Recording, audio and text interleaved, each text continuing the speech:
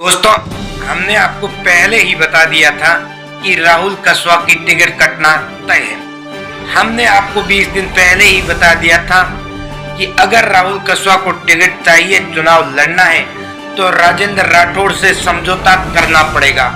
उसी समय हमने आपको बता दिया था कि राजस्थान की आज भाजपा में सबसे ज्यादा अगर किसी नेता की तूती बोल रही है, सबसे ज्यादा अगर किसी नेता की चल रही है, तो वो राजेंद्र राठौड़ है।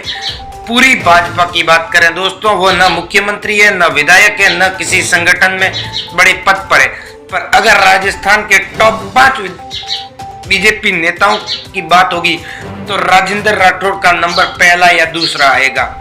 इसीलिए हमने उस समय आपको बता दिया था कि राहुल कसवा की टिकट कटना तय है। हमने यह भी बता दिया था कि राजेंद्र राठौड़ देवेंद्र झाझरिया को टिकट दिलाना चाह रहे हैं और उन्होंने उसे दिला दी।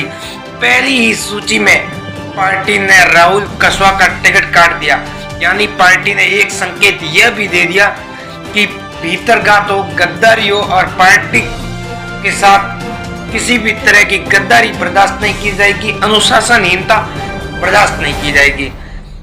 तो दोस्तों, विधानसभा चुनाव के समय जब राजेंद्र राठौड़ ने राहुल कसवा पर यह आरोप लगाए थे कि जयचंदों की वजह से तारानगर की सीट हम हार गए, कुछ अपनों की वजह से हार गए, उसी समय हमने आपको बता दिया था कि राहुल कसवा को अगला चुनाव नहीं लड़ाएगी पार्टी।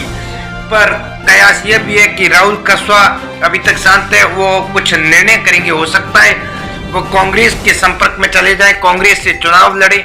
और जहां तक मुझे जानकारी है कि राहुल कसवा चुनाव जरूर लड़ेंगे। अब वो कैसे लड़ेंगे, किस पार्टी से लड़ेंगे, वो आने वाला वक्त बताएगा। 99.99% वो कांग्रेस में जा सकते हैं। सूची आने के बाद जिन जिन सांसदों के टिकट कटे, उन्होंने जिसे पार्टी ने टिकट दिया उसके पक्ष में बयान दिया, पर राहुल कसवा ने अभी तक कोई बयान जारी नहीं किया है। ऐसे में उम्मीद है कसवा परिवार चुनाव जरूर लड़ेगा।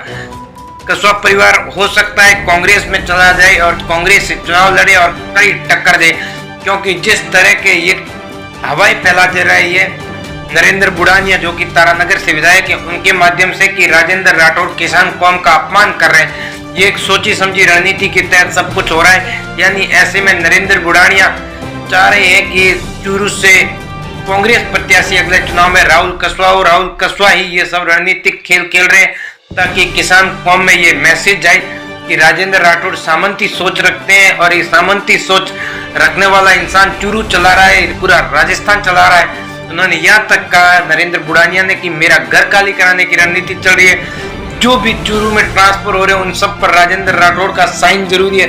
राजेंद्र राठौड़ की हाँ है तो ट्रांसफर है, राजेंद्र राठौड़ की ना है तो ट्रांसफर नहीं है।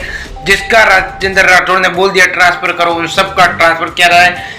नरेंद्र बुढ़ानिया ने यहाँ तक कहा है कि राजेंद्र राठौड़ नाम के पीछे जाति देखकर ट्रांसफर करवा रहे हैं। ऐसे में ये एक रणनीति चल रही है इन सब के बीच में, क्योंकि नरेंद्र बुढ़ानिया और राहुल कसवा के बीच नजदीकी है, जो कि विधानसभा चुनाव में साफ दिख भी रही थी।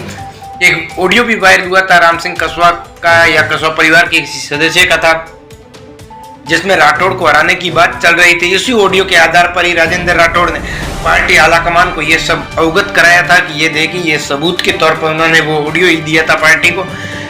अब आगे ऐसा हो सकता है दोस्तों, हमारा जो व्यू पॉइंट कह रहा है कि राहुल कसवा कांग्रेस से चुनाव लड़ेंगे, चूरू से ही चुनाव लड़ेंगे। आपको क्या लगता है, राहुल कसवा इस बार चुनावी मैदान में होंगे या आउट हो जाएंगे? कमेंट बॉक्स के माध्यम से जरूर बताइएगा। धन्यवाद दोस्तों।